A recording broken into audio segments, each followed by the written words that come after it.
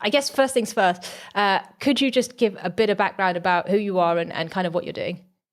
Yes. So my name is Pete Matheson. I run a YouTube channel that's about tech, kind of like tech reviews. I have a second kind of business, I guess, off the side of it that is IT coaching. I've got some courses and things along the lines on that side as well. And all of this stems from I used to run an IT company. So kind of used to run an IT company, sold it, and now I've kind of gone into this two part of my life with two different businesses going on. It's fun. Lovely. It's good. When did you get into the YouTube game then? So I got into it. It would have been 2020. We sold the business. So late 2018, which was primarily just to market the business that I had at the time. Okay. Sorry. So you got into YouTube to market the business. Yes. But then you sold the business. Yes. So, what was going on there? Yeah. So the way it started was that it was in the kind of the era of like seeing the Peter McKinnons and the Casey Neistats, and all the big YouTubers. Yeah. And I would come in from work and sit down and end up like watching all these people after work and go, oh, this is really fun. Like I'm really enjoying it, really entertaining. What if we could do this, but make it like businessy related and try and sell some IT services to our clients? Yeah. And so we just started up doing video for that. It was one of those, and it still is in the business world. It's a niche that not many people are doing anything with for business, not for like traditional businesses. But obviously there's the whole creator economy where people are doing that now. Yeah. But for traditional kind of trying to sell B2B things to clients, no one's really doing video. So I thought, let's do that. So I started doing that, and it opened a ton of doors for me. And then early 2020, we decided it was just time to sell the business. It was not COVID related. It was actually like 2 weeks before COVID that we sold. But I just kind of lost the passion for running the business, and I was really quite enjoying doing the YouTube side of things. I wasn't earning a huge income from YouTube, but I thought I can see, you see all the success stories. I can see where it's going to go and the potential. So that was like one thing that I had in the back of my mind of sell the business. Then I got some time off. Let's see where this thing goes. So was it more like, so rather than going, hey, I'm going to quit my job, the equivalent of, hey, I'm going to quit my job and go and be a full-time YouTuber. It's like, hang on, the time has come. I'm going to sell my business. That's that. I'm also doing this YouTube thing on the side, and it makes sense, given that I'm selling my business, to kind of see where that can go. And if it doesn't go anywhere, then that's cool. I'll figure something else out. I was always going to kind of sell the business. Exactly that. Yeah. The on the top of my list, because when we were selling the business, it's like the things you want to take with you from the business, and it was like, I want the YouTube channel. I felt really stupid like putting that at the number one thing to ask for. Because you talk about like laptops and desks and chairs, all the kind of things that you're like, well, they're kind of mine. I would take them with me. But yeah, number one was the YouTube channel, because I just didn't see. It was me. It was me in every single video, and how could a company take that over and turn it into their channel? So it just made sense. And I think we were at like 500 subscribers at that time. So I was like, I'd worked really hard to get those 500 people, and I don't want to start from zero again. Oh, I completely understand. Okay, so before getting into YouTube, what kind of experience did you have with the kind of skills required to do YouTube, if any? Absolutely none. I'd owned like a DSLR camera. I think I had a Canon 70D. But the thing for me is when I want to do something, I feel like I need to. No, that's the wrong way of saying it. When I buy something, I want to do something with it that's going to kind of earn me money back. So when I started the business, I actually bought an iMac, like a brand new, like it was probably £1,500 iMac. I was like, okay, I need to pay the £1,500 back now somehow. So I'm going to do something. And we started making some websites, did 3 or 4 websites. That paid it back. And that's kind of what got the business going initially. And so this time around, I was like, okay, I want to do videos, but I need a new camera. Even though I had this perfectly fine like 70D camera, which was, absolutely adequate. I think that's like what Casey was using for a long time. But no, I needed a 4K camera. So I went out, swapped it all, bought a brand new 4K camera, and then I started doing videos. But other than that, I had zero experience, no video experience whatsoever, other than a few photos from that DSLR camera.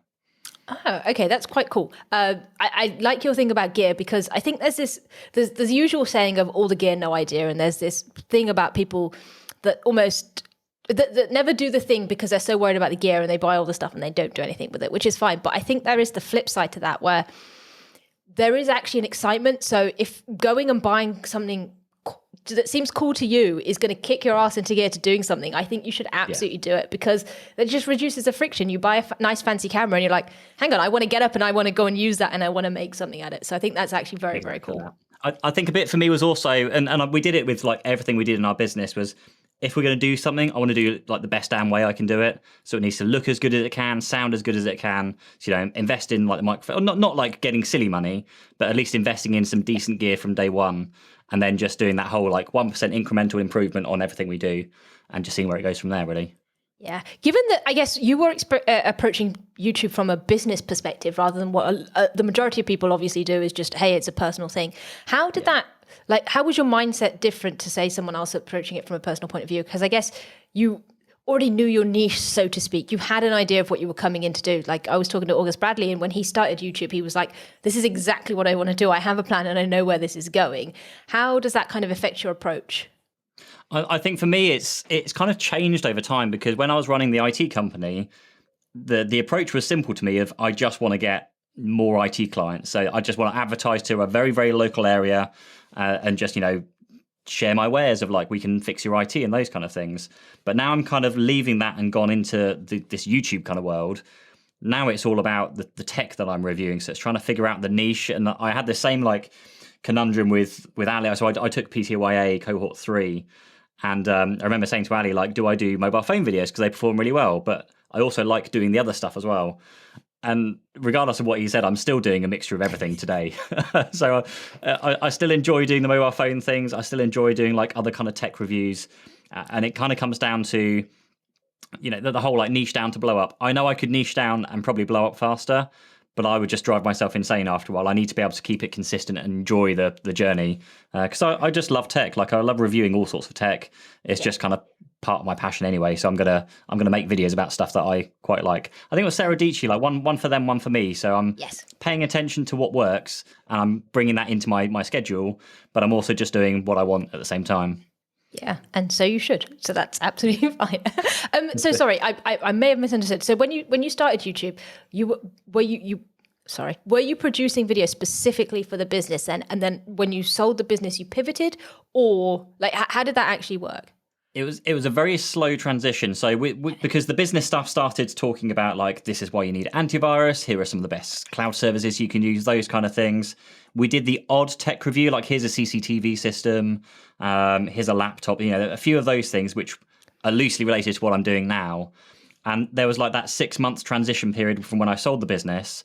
And there was lots of content that I was making about like the businessy type stuff as well as the tech stuff. And actually what ended up happening was probably I think about 6 months later, I then split the business content out onto its own channel. So I actually have a second YouTube channel that's 500 subscribers or so, which is just the business content, because that audience is so much smaller and that's just for IT businesses.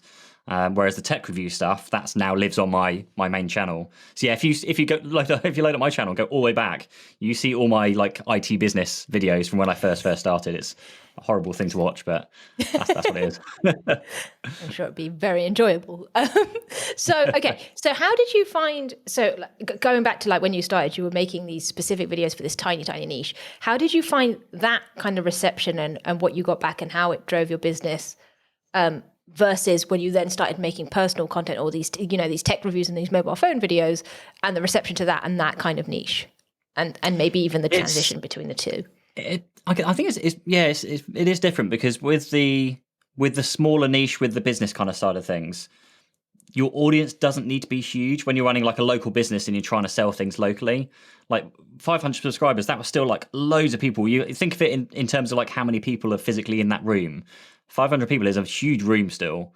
And I always compare it to like going to networking events and, you know, there's 20 or 30 people that probably don't care who you are or what you're selling. Whereas if you have like 20 or 30 people subscribe to a YouTube channel, they've chosen to subscribe because they like what you're doing. So that's so much more valuable to me. Did you actually, sorry to cut you off because I realized I asked the question, but like, did you find that it was actually helping the business and bringing in the money with that small kind of group of people? It was starting to. So we had, we were doing it for about 18 months before we sold. And we had someone come to us and phoned us up and said, look, I've been following you for a whole year. I've watched all your videos. I know everything about you because obviously you share everything in your videos. I wasn't ready to buy then. I'm ready to buy now. Like, where do I sign up? So it completely got rid of the whole sales process. There was no like, these are the options you need, or it was just, here's my credit card, like, where do I pay?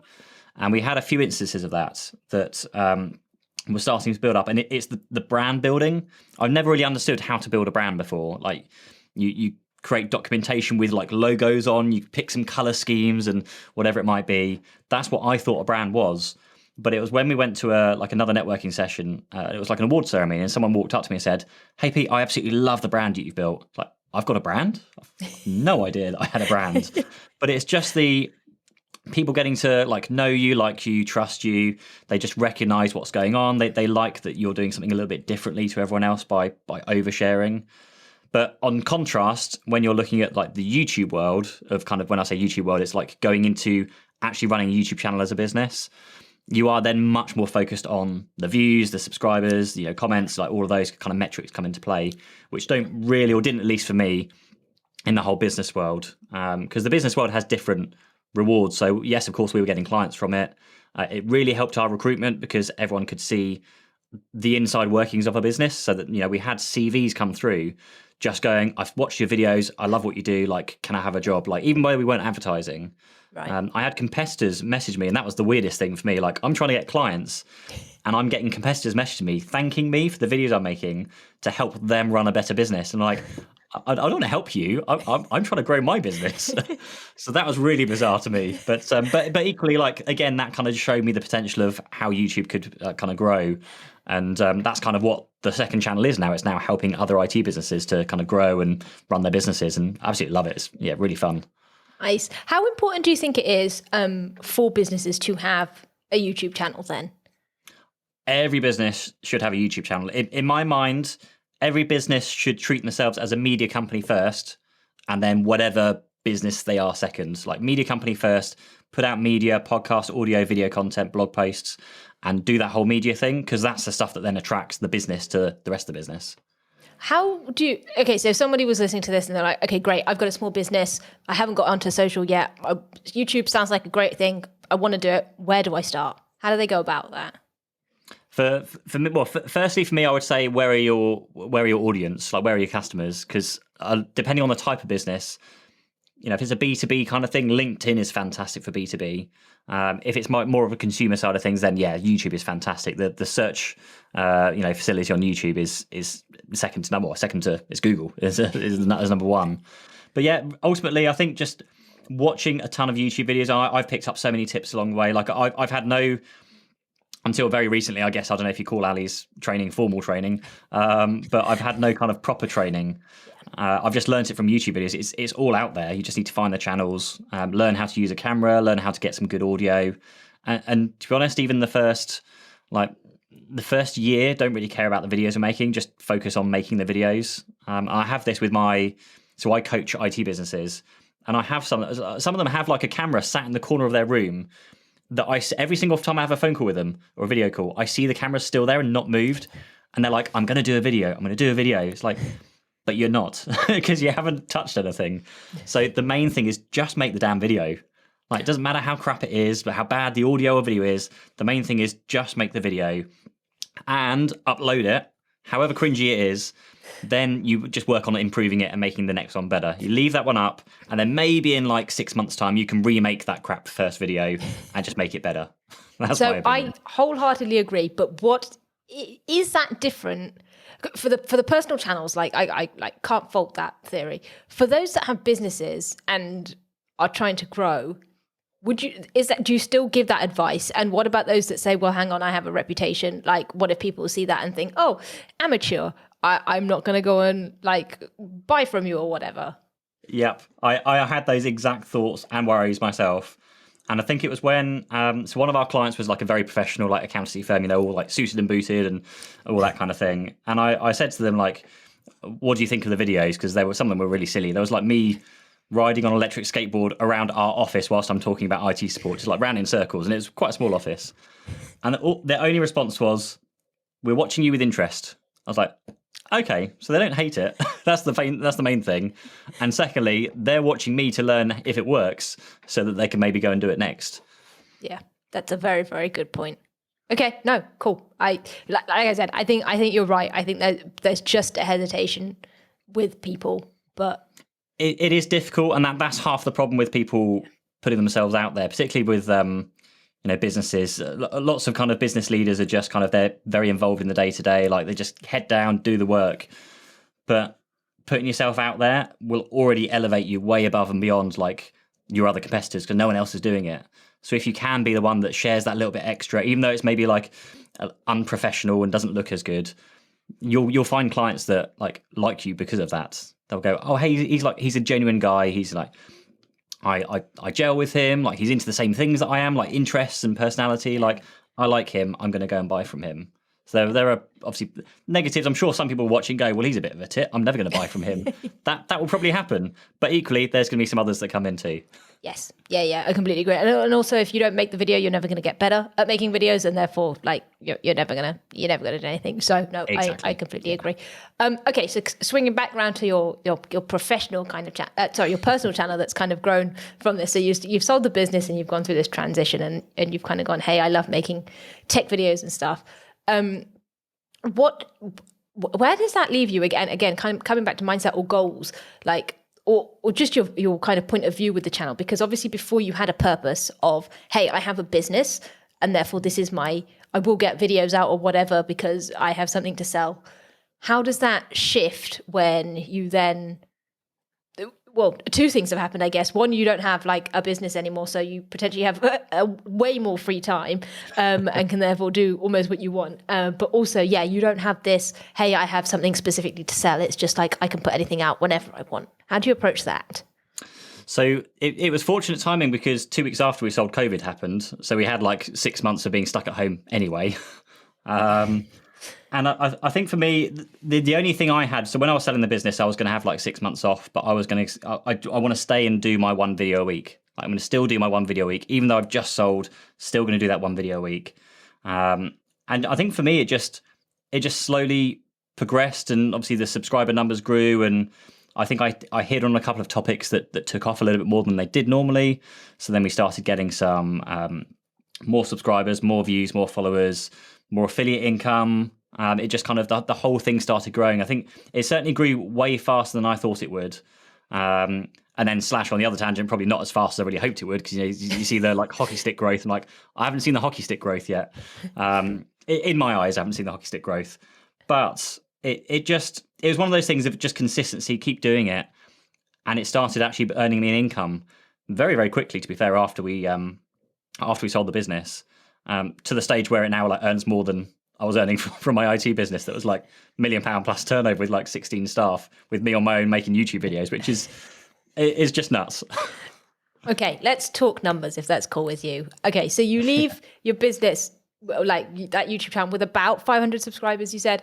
Roughly, yeah. So what does that kind of next 6 months growth look like? And when, at what point do you start making money, and what does that kind of, how much are you kind of making? So for me, it's it grew very like slowly and steadily, but there was like an increase month on month. So I just remember going kind of back over the earnings each month, going, oh, hey, that's another grand, that's another couple of grand, there's another couple of grand. It's like just adding and adding every single time. And it got to the stage where, because I was kind of doing this coaching stuff on the side as well. So I sold the IT business, and people came to me and said, hey, love what you've done.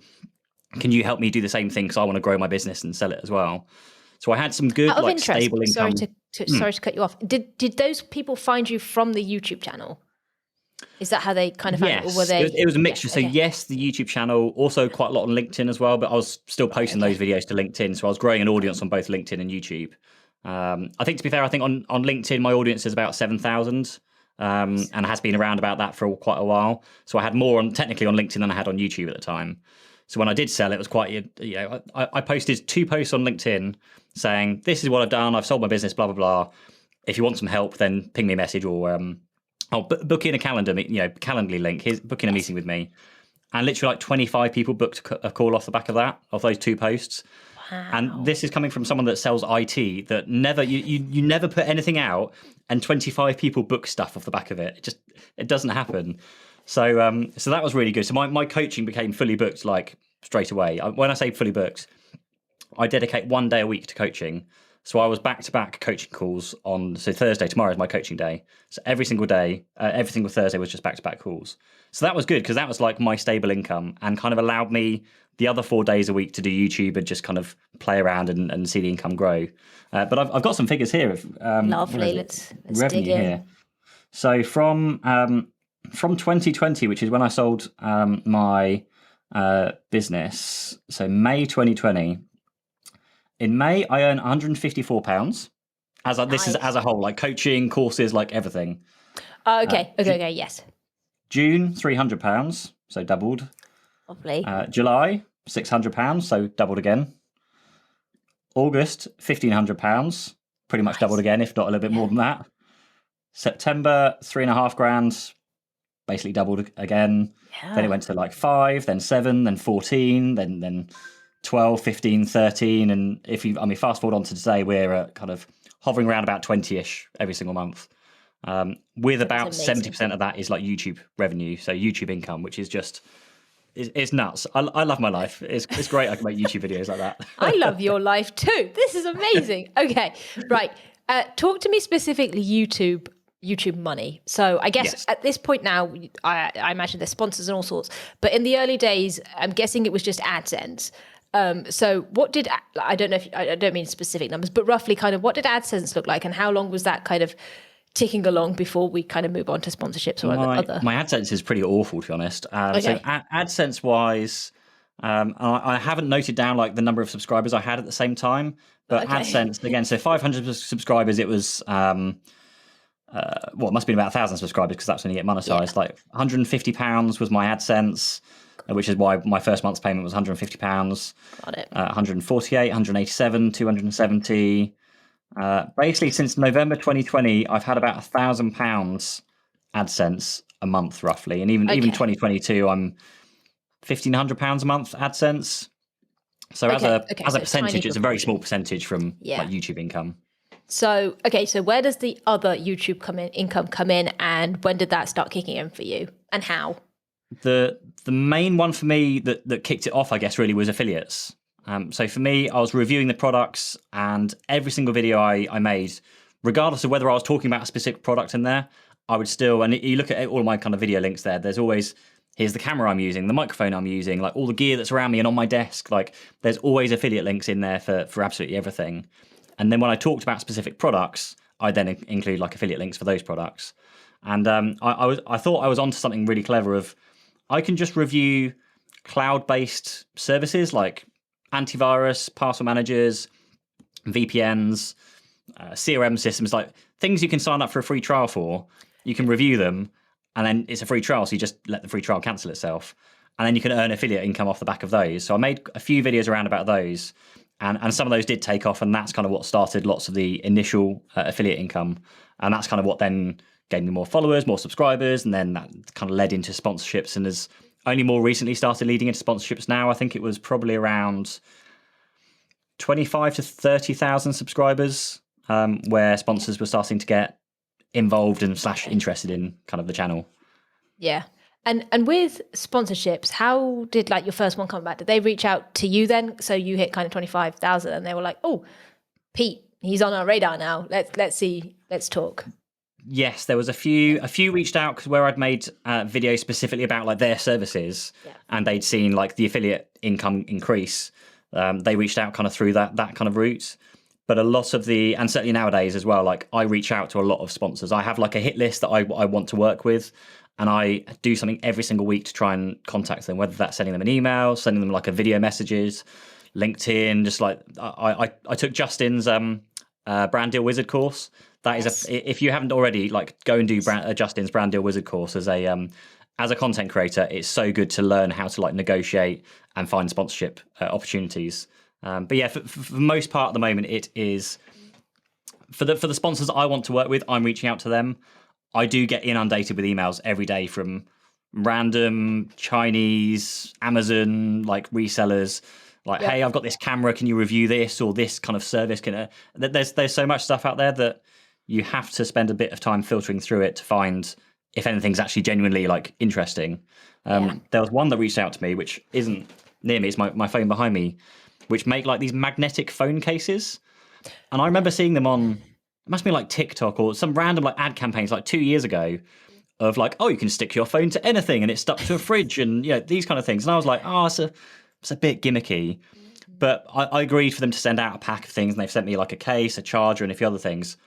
I genuinely love it now. Like it's so good, and I've said it quite a few times. I made a video for them, which wasn't sponsored. They just gave me the stuff, and now I'm like, hey, I genuinely love this. Let's share it, because you can like I go to the gym in the morning, and I get such like bemused looks when I stick my phone vertically to a surface and it doesn't fall down.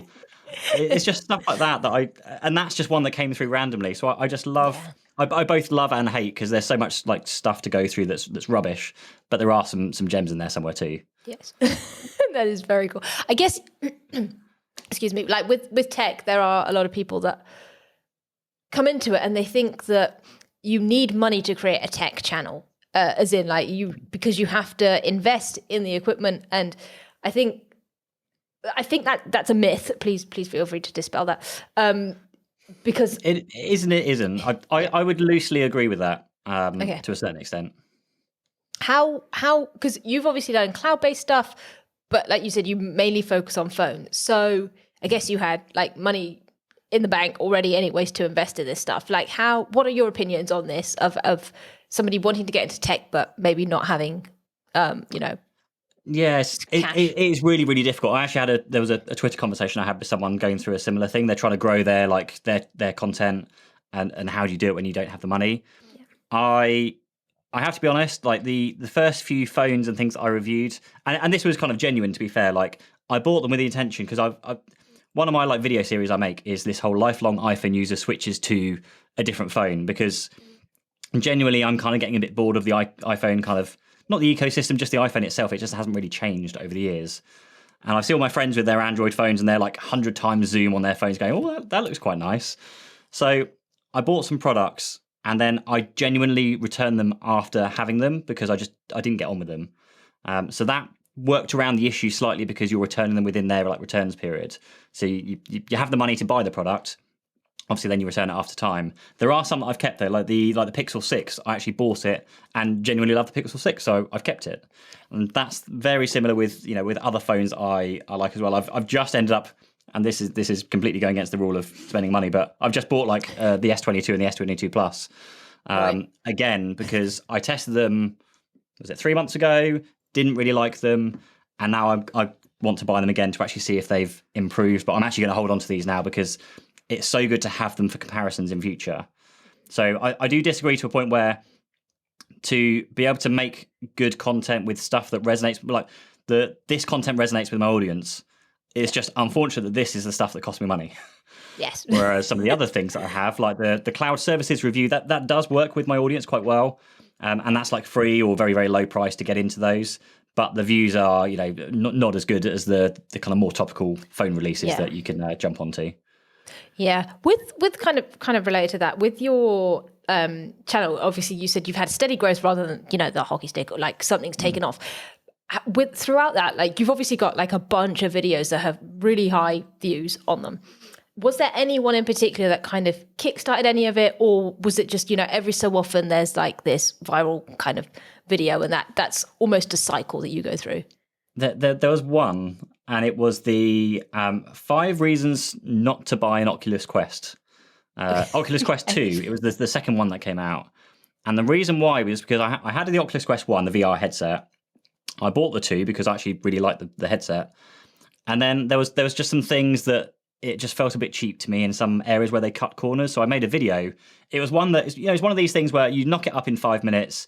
You switch the camera on, you just blah, blah, these are 5 reasons. You don't really spend any time doing it. And then it blows up and like becomes one of your biggest channel videos on your channel. So for me, that performed really well because it was about the Oculus Quest. I think I shot it in November, so it was just before Christmas. So a load of people were expecting to get one for Christmas. And most of the comments on there were very, very negative, like really negative. I think I had a death threat off the back of one of the comments as well. To the stage where I posted it on Twitter, and I was asking people like, what do I do? Like, how can I stop this? Because there was a lot of it, and quite a few people reached out, and thankfully, Leela from YouTube, she really helped me. A load of people have helped me put in filters on the channel, like the word filters to filter out bad words and just random words. And you look at this, I think someone sent me the list that they were using. It's a horrendous list of words, but you put it in there and it stopped the majority of the comments of the negative comments. That's and horrible. it was really tough, like going from a very, very positive channel to all of a sudden getting all of these negative comments was horrible to go Over a through. piece of tech. Over a piece of tech. But then on the flip side, within about 7 days, I'd paid for the Oculus Quest from AdSense. So I was still kind of like, this is okay. Like from a channel that didn't really have that many views before, it kind of went to the, this is great, but also not so great, but it's been paid for. So, and now I'm very aware of that if you make a like video with negative connotations of 5 reasons not to do this, or, why not to buy this, that you're going to attract the people that are going to disagree with you and probably attract those negative comments.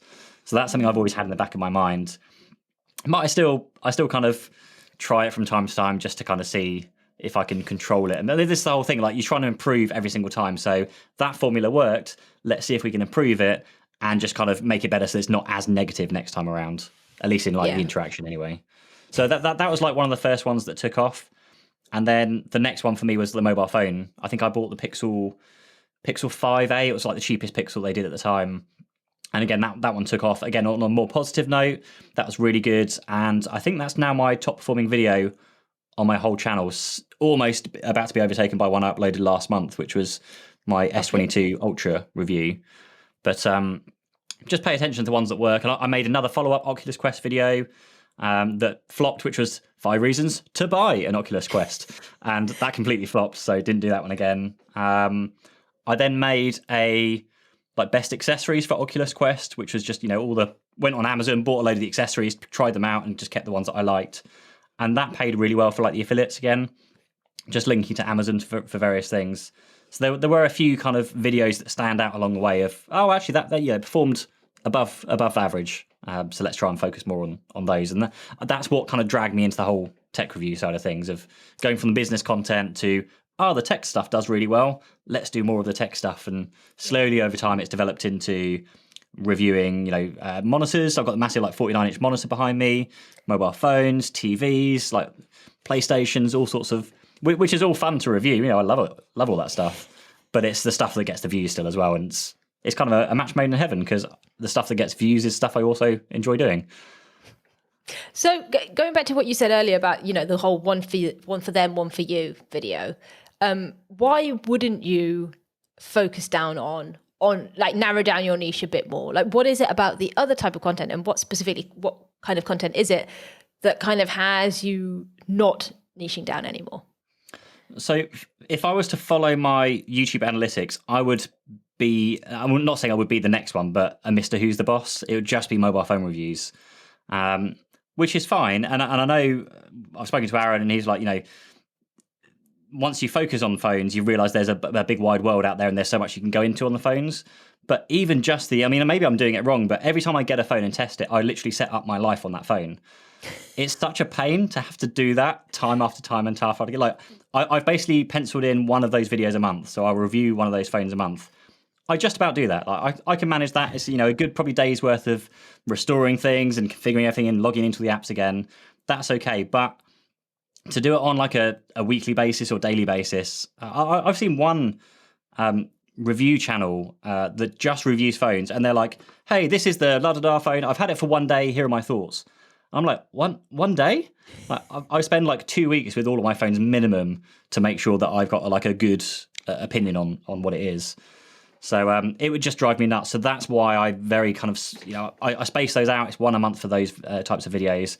And then I kind of fill in the gaps with like other types of videos as well. That makes a lot of sense. I think that's fair, because there's this whole like sustainability thing, which we were talking about before we hit record, of like, something, sometimes you just need to do what's sustainable. It's better that you put a video out and keep improving and keep being consistent than try and I want to love what I do, and I wouldn't love my job if I was just doing that one particular type of content. So I'm very aware of it this time around. I think I've got to be fair, I've got the luxury of time and money from like the various other businesses, so I'm fortunate enough to be able to do that. But if you are just on the race to, I just need to earn some money and grow, climb that ladder as quickly as I can, then yeah, absolutely niche down. I think probably to be fair, what Aaron, Mr. Who's the Boss, has done, he's niched down and done the mobile phone videos, and now he's doing things like he's done some Tesla videos, some other tech videos. He's doing all the biggest tech, the smallest tech, and he's starting to branch out because he's done the niching down first. Now he can explore everything else and maybe have a bit more fun with it. Yeah, I think a few people have done that. I think Thomas Frank has also done the same. And it's just like, hang on, well, let's get really, really, really niche, build that audience, and then, okay, I can go back to doing a bit more. But again, you've got to enjoy the journey, and everyone has different goals, and everything works differently for everybody else. Again, probably something we were talking about before we hit record, but bringing it back to that. What does your team look like now, Pete, and how has that kind of evolved and developed over time? Good question. Okay, so it was genuinely me to start out with, and that was it. My first hire, I think, was a VA, and I was paying for her about 10 hours a month just to do some admin things. So for me, it was things like I script all of my videos, like word for word, it's all scripted. So my VA then takes that script, pastes it into the website, and creates a blog post out of it with some very minor edits. But that just saves me time doing that every single month. My second hire was a full-time video editor. And that's like a contractor. It's not like I'm not employing them as an employee. They're just like an external contractor. So at the moment, I've got a guy called Pavel, who is he travels the world. He's like I think he lives in Brazil at the moment. It changes every other week. I love his life. It's great. So he does that full time and edits my videos. So I script my videos, I shoot them, shoot all the B-roll, and just send it over to him, and he kind of produces it and sends it back to me, which is great. Who else have I got? I've got a thumbnail person. So I have somebody I pay a couple of $100 a month to do thumbnails for everything, which is something we're going to work on very, very soon to try and improve those. Who else do I have? I also have someone doing some documents, but on like the coaching side of things. So like when I want to like produce something like a piece of content, an article, a book, a legal document, I'll send it to them and they'll make it all look kind of nice and brand everything. And I've just hired one of my best friends who is a teacher or used to be a teacher, and next month starts with me to kind of get stuck into everything.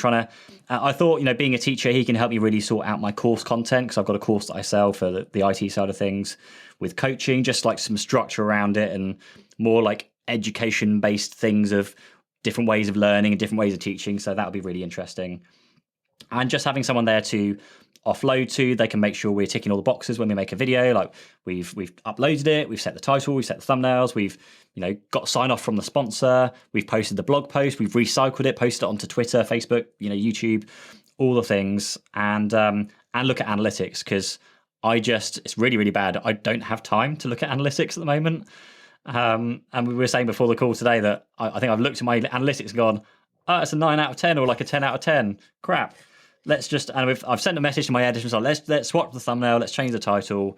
And that's like all the analytics that I really have time to do. Other than, to be fair, so every Friday I have like an hour slot, which I call like my content and analytics. So I will go through my analytics and just not really do anything with them. I just note down what they are so I can see the progression of like, are my subscribers increasing at the same number as normal? Is my AdSense about the kind of same level? My memberships, are they going up or going down? So it's just looking at trend data rather than actually digging into the weeds and going, we can make this change. And retention, looking at the retention graphs. I just don't have time, unfortunately, to do that at the moment. So he's going to help me with a lot of that stuff. Lovely. I like that. It's like stats hour. It's like, let's figure out where we are. Okay, cool. So many questions. I'm going to go into selfish question mode now, because I've got a bunch of questions. This is very cool. Okay, so where am I? Okay, let me, a bit of context of why this is a selfish question is because I now have an editor for the podcast, which is lovely, because although podcast editing isn't like it's not like YouTube editing, it doesn't involve like loads and loads of stuff. It's still nice to just offload and be like, I'm done with this after it's recorded. I don't have to worry about it. It's going to end up on YouTube. Wonderful. But the other thing that I now want to like get rid of or not have to do is kind of like the descriptions for YouTube, or like creating clips or making tweets for Twitter, so that actually I can build the social side of the podcast rather than just upload a full length video and do nothing about it. So YouTube clips, that kind of stuff. basically, I want to be able to hit, stop recording on a podcast and not have to worry about the rest is kind of where I'm at. So here's my questions. If you were, well, actually, no, just generally, how did you go about hiring for the various roles, and how did you know when the time was right? So the VA was my first hire, and I actually went through a company for the VA. So rather than going to like Upwork and these kind of outsourced websites, I went straight to it was Time ETC. I think there's a .com and .co.uk, and there's a various like local version in each country. And they set me up with somebody. They used to run their own business. They kind of understood all the various aspects of, accounts and bookkeeping and those kind of things. Oh, I have a bookkeeper. I forgot. I have a very good bookkeeper as well as part of my team. Probably vitally important part of the team. Yeah. And so I got a VA first. And actually, so when I did start hiring other people, like the video editor, I got the VA to do the hiring for me, or at least like the main part of the hiring. So I basically said, here's like a raw copy of a video. Here's like the instructions that I'd spent time writing out, and like how I like them kind of graded and color graded and audio stuff. Send that over. She then sent it out to, I think it was about 5 or 10 different people that applied that we'd kind of chosen. They then all did. We basically said, you've got 4 hours. Like, just do what you can in 4 hours and stop at that 4 hours limit, and then send back whatever you've got. So then a few days later or a week later or so, we had all of the cuts back. We could review them, look how good they are, look how far they got in terms of the edit. If we saw the edit was really, really good, but they only got halfway through, then we know, well, hey, this is a really great guy. Let's just look at why, or how we can improve the time he takes. So that's kind of the process we went through to the editor. I think we got down to 2 people, and the guy I've got now is just, he's really good. The only problem is he works from like a Mac that's from like the 80s. It's a really, really slow Mac. So I'm trying to work with him to get him a new Mac. But he lives in Brazil. And I don't know if you've seen the thread going around Twitter at the moment. Brazil is literally the most expensive country in the world to buy anything Apple. So a MacBook that's in this country that's like £1,500 is like 3.5, 4 grand over there. What? It's okay, he needs to get out of Brazil. Yes. We'll have it's a very cheaper good for him to holiday fly somewhere. to the UK. Yeah, well, yeah. It's probably cheaper for him to fly over to the UK or the US and pick one up. It would be, yeah. Yeah. That's what we're looking into. I think he's going to go travelling soon to somewhere else and try and pick one up on the way. But it's just nuts. So yeah. That's bonkers. Right. Take that off the travel list. Yeah, in terms of the hiring process, like just my opinion to hire is pay them for a very short trial, just to give them a task and see how well they do. Then just look back at it, look at the feedback, and just kind of go from there. I think we initially did some first level filtering where we were like, look at the broadband speed, because if they've got a slow speed, then they can't upload the footage. Look at the response if they've not, if their English isn't that great, because we need them to be able to make sure they can do the title and thumbnails and descriptions. If they've missed something, there's something I've picked up in a few places now. In your job listing, put something really random in there. Of like, if right down the bottom, like if you read this far, start your response with like an emoji, and then people that have got down to the bottom and then they reply back. So for any any applications that didn't have an emoji in the first line, they've not read the instructions, so get rid of them. So it's things like that, like little tricks you can do just to try and weed out the people that aren't paying attention to detail. On the editor front, how much of an editor's job is it for title and thumbnails, and how much is it that actually if you just get a good one, that comes with them? Because I know with my editor, and even the one I had before for YouTube, titles and thumbnails was absolutely not their forte and not what they wanted to do. Is that like a normal thing to ask for them to do? For me, it was less about designing the title and thumbnails with my editor. It was more that I would have somebody that would finish the process. So again, very similar to you, like I want to make the video, and it just kind of appears on the YouTube channel a few days or a week later or something. Yeah. So the point being that I've got a thumbnail guy, so he does the thumbnails with my instructions. So we have like a Notion page where I kind of write or clip in ideas for what I would like the thumbnail to look like, and I'll shoot any photos if we need any for that. I will put in like 5 or 10 title ideas, and then shout out to Charles from ML Creator ML. I think creatorml.com. Which is a kind of YouTube analytic. It basically predicts the click-through rate of your videos. So I just throw in the title ideas, I throw in the thumbnails, give it the description, all those kind of things, press a button, and it will just do the statistical analysis and go, I think that this title with this thumbnail will perform the best. So my editor knows how to use that system. So he does that for me.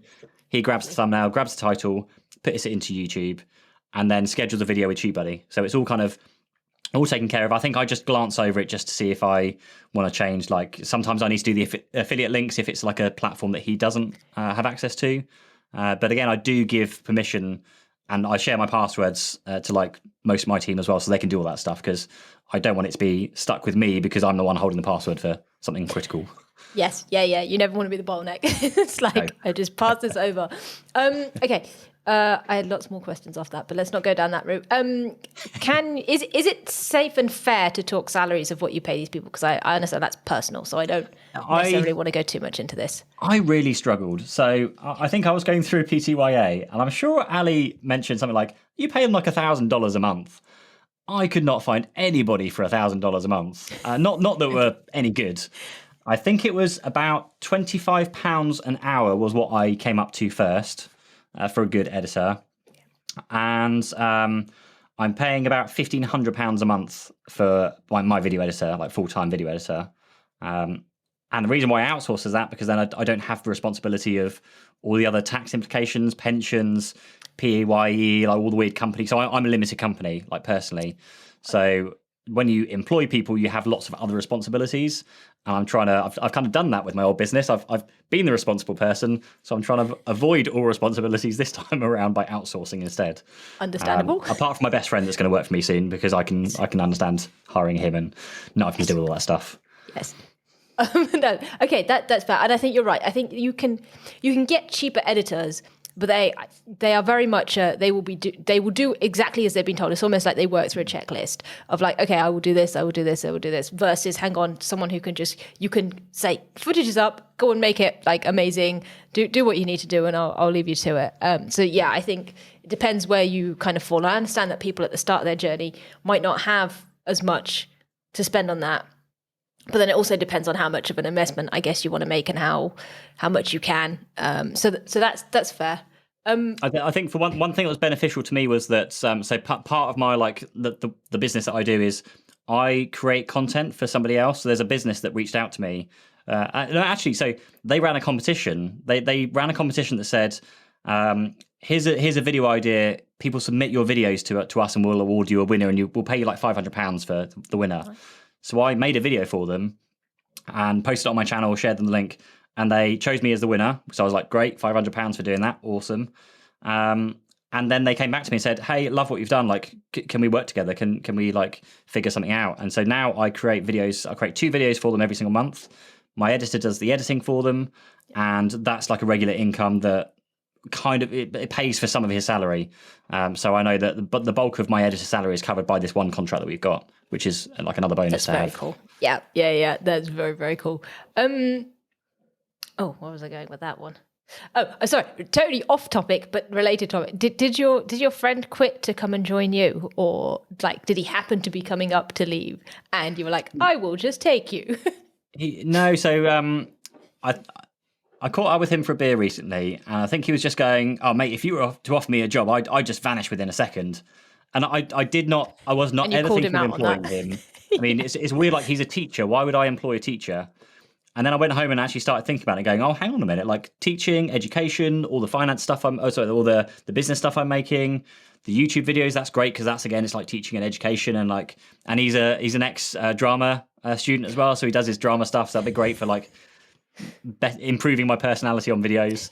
So there's a lot of positives. So we just sat down and I went back to him and said, mate, let's do it. Like I'll hire you.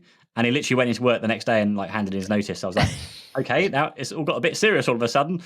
Okay, and now like the pressure's on again for like we need to make sure we're earning the income every month, and like make sure we're getting some views and getting the subscribers, and it's all growing. And it's like it's very easy to say like when you're earning like 20 grand a month from like all the combined things. But like recession's coming, I'm very aware there's loads of discussions going on about how that, because I've never been through a recession as a creator. I don't know how well or how much people are going to scale back their advertising. I've already read that things like the AdSense will drop, but your views will probably stay the same, if not maybe go up, because people are staying at home more. Sponsors will probably claw back some of their sponsorship funds, so they're not going to be spending as much. So I know it's going to impact me. I'm just trying to prepare whilst also spending more money on more people. So it's probably the wrong time to be doing it. Yeah. Well, not if But you equally, invest I and you need to grow do that it. to be able to grow. And this is the whole thing with like running a business. Like I need to invest and take the risk that's how I grew my business before. Like it sounds really bad, but we were hiring people before I knew we could afford to hire them, because you need to get the time back. And because you've now got some money coming out of your account, you're like, I desperately need to earn some money. So I'm going to go out and like get the business. I'm going to go and make the videos that's going to get the, the performance. And maybe I'll start doing 2 mobile phone videos a month instead of 1. Like, you never know. Yeah. No, but it's good you're thinking about those things and you're fully aware of it. Because I think there's a danger, or I'm sure there's a lot of people, myself included, not that I'm like making money from it, but like just not even thinking about these things and how it could affect it. And I guess it makes sense because it's obviously your business and it's your livelihood, but still to be aware of that and to be kind of, just putting things in place to say, hang on, if this happens, then X. But if not, I still want to continue, and I'm not going to kind of, like hurt my business in the meantime. I think for me, it's just diversification. So we've got the YouTube channel, we've got courses, I've got coaching, I make videos for someone else. So that there's like different and even within YouTube, of course, there's affiliates, there's sponsorships, and loads of other things. So I'm making sure I'm kind of spread out so that if things do happen, then I'm hoping to be able to lean on one of the other things and put more time, energy into that to grow that whilst we ride out the recession on the other business. So there's a few kind of options there. But yeah, I'm very much thinking of it coming from the perspective as a business owner, rather than kind of, I'm doing it for fun because I absolutely love it. It's just convenient that the fun thing is the thing that I can do well in business, but I'm treating it like a business all the same. I think that's pretty important. Ali is very much the same in terms of diversification. You don't want to have like all your eggs in one basket kind of vibe. Okay, so on your creator journey, is there one thing that you wish somebody had told you? Oh, good question. I